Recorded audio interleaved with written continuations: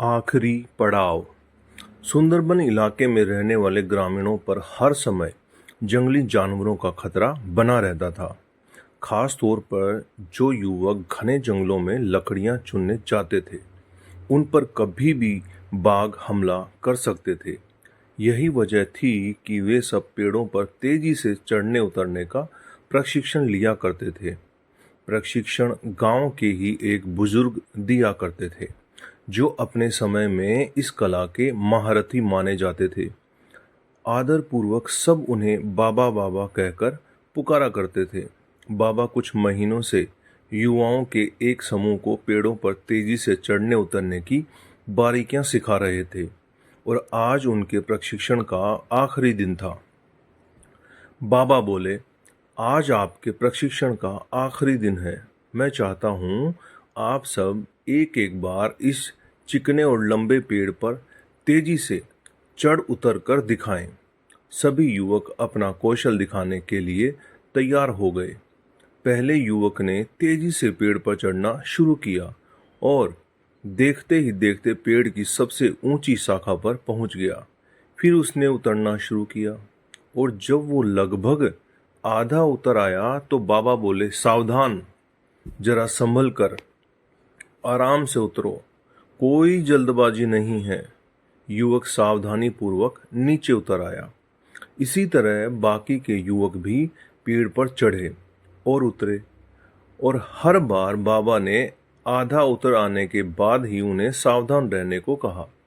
यह बात युवाओं को कुछ अजीब लगी, और उन्हीं में से एक ने पूछा, बाबा, हमें आपकी इस बात समझ में नहीं आई। पेड़ का सबसे कठिन हिस्सा तो एकदम ऊपर वाला था, जहाँ पे चढ़ना और उतरना दोनों ही बहुत कठिन था।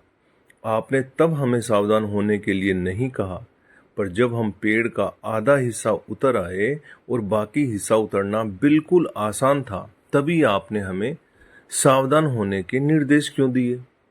बाबा गंभीर होते हुए बोले, बेटे, यह तो हम सब जानते हैं कि ऊपर का हिस्सा सबसे कठिन होता है।